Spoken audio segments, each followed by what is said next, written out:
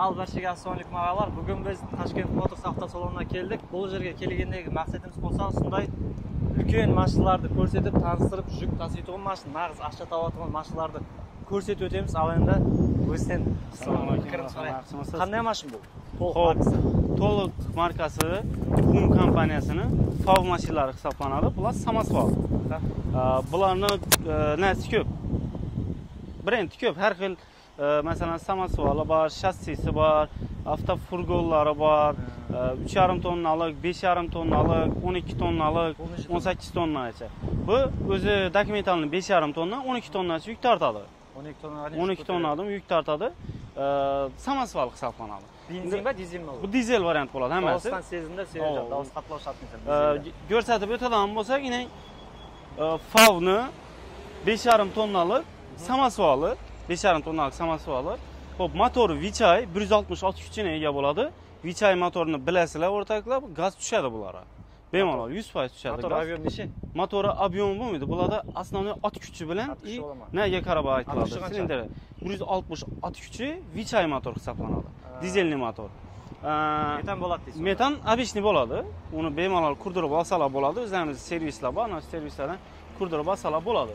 Ko'rib turganlaringizning kabinkasi nalarni ko'rsatib o'tadigan bo'lsak, ban tarafida stekla podyomniklari, polni nalar ham, avtoblokirovkalar ham ne bo'ladi?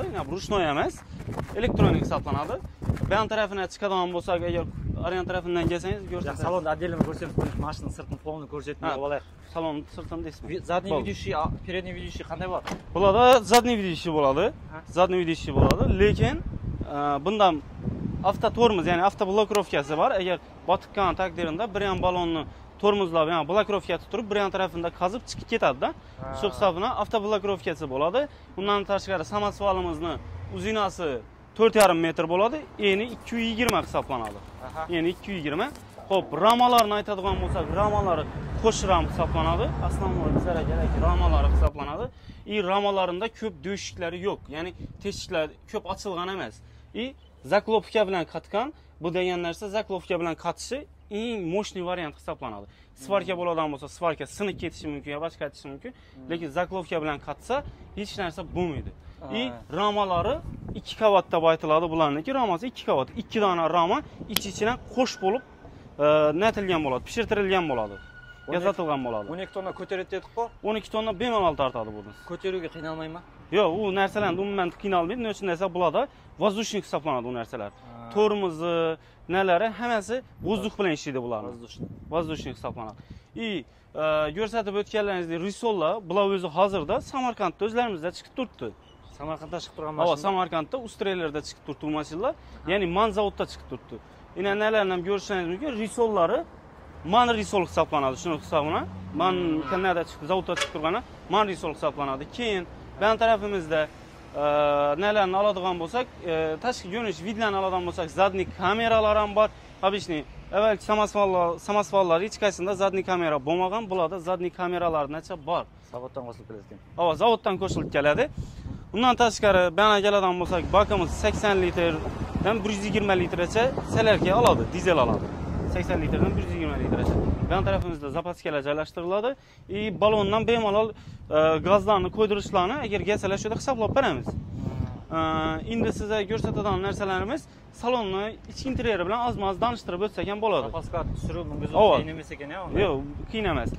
Xo'p, mashinamiz saloni ichki interyeri aytib o'tganimizdek, nalari aynan ko'tarib tushirishlari stokla podyomnik, qulflashlari elektronik hisoblanadi. Bundan tashqari mashinamizda monitor, bari zatlari bor. Bunga endi qanday qolay ekan. Gidravlikami qanday? Gidravlika bo'ladi rollari. Xo'p. Danishtiradigan bo'lsak, ban tarafida monitorlar joylashgan, zavodskoy monitor, oldi, orti kamera polni jihozlangan. Keyin ban tarafida konditsionerlari, farani yoqib o'chiradigan tumankalarniki, arian tarafda sigaret alishtiradiganlari, keyin yana eng qiziqarli funksiyalardan biri ruchnoyi, ban tarafda воздушный tushiriladi, ko'tariladi. Ana shu ruchnoy hisoblanadi.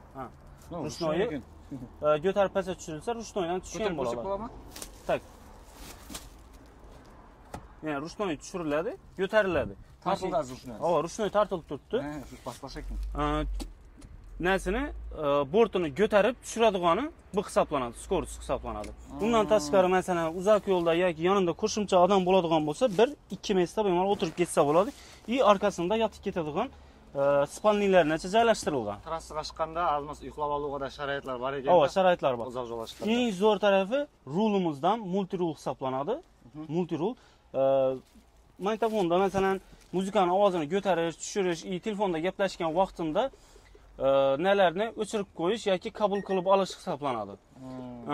Bundan tashqari orient tarafimizda ko'rsatib o'tadigan bo'lsak, balonlarni, balonlarni ko'tarish, tushirish, samosvalni bortini ko'tarib tushirish ham ana shu tarafdagi knopkalar orqali ne bo'ladi? Amalga oshiriladi. Mexanika, ha. Nomzodni istab qo'yinglar. Xo'p, balandda общий hisobda bularda 8 skorost bo'ladi, balandda 4 skorost, pastda 4 skorostdan hisoblanadi. Ya'ni nima deydi, повышение, shunday narsalar bilan ko'rsatiladi. Mashinamizni to'g'risini aytganda yili 2025. 2025 may oyida chiqqan. 8 skorost dedik. Nazatnizcha men istab qo'yganlar tutib qo'ygan. Balandda ko'tarib qo'ysangiz, dapadagi 4 skorostni o'ynab yuritib beradi, pastga tushirib qo'ysangiz, pastdagi 4 skorostni yuritib beradi. Общий 8 skorost bo'ladi. Расходына keladigan bo'lsak, обычный yo'lda yurgan vaqtimda 16 litrdan 18 litrgacha salarga dizel yoqib keldi. Lekin yuk bilan bo'ladigan bo'lsa, 20 litrdan 25 litrgacha расход etadi. Yuk bilan boshqa, yuksiz boshqa, ya. Yuk bilan boshqa, yuksiz boshqa расход etadi. Gidravlika, rul, ABS'lar bormi buda? Bularda ABS hamma narsasi bo'ladi. ABS'lar ham bor. ABS'lar bo'ladi, обычный ABS bo'lmasa bo'lmaydi bu mashinalarda. Konditsioner bor, ABS bor, gidravlika bor. Ruchnoy bor, boshqacha ustida ko'rinishda, korobka 8lik. Yuk ko'taruv 12 tonnaga yuk ko'taradi. Zavoddan ustiga monitorlar kelinadi. Shu kamera oldi, arti zavoddan keladi. 12 tonnaga orqaga ko'taradi dedi. Xo'p, meni nag'iz Toshkentga borib, ne'g'ib olib qaytib yurish shart emas-da, o'zimizda bor-da. Agar pulni tushirsalar, sirazi shu o'zidan shu yerda tayyor bo'lsa, shuni beramiz. Agar tayyor bo'lmaydigan bo'lsa, 2 ish kunida shu yergacha nuqtaga yetkazib beramiz. 6-qala kundan boshqa, 1-2 kun bo'lsa, 1-2 kun bo'lsa, sirazi yetkazib beramiz. Bundan tashqari mashinamizda eng asosiy tarafi, eng zo'r taraflaridan birisi Hop, mashinamizning eng zo'r, asosiy zo'r taraflaridan birisi hisoblangan garantiyaning xizmatlari. Bahram garantiya bunga borku, zavodning o'zi 3 yil 100 ming probek garantiya berib turibdi. 3 yil bo'lmasa 100 ming probek. 3 yil 100 ming probek. Metan qo'ysa ne? Metan qo'ysa, xudo xolasa uni ham garantiyasini saqlatib beramiz. Shunda saqlanib qoladi metan. Xudo xolasa saqlatib beramiz, o'zimiz servisdan qo'ysalar. Yana qo'shimcha yangiliklari mashinamizni oldindan to'lovsiz, o'zini puli hozirda 499 million bo'lib turgan bo'lsa, lizing asosida oldindan to'lovsiz.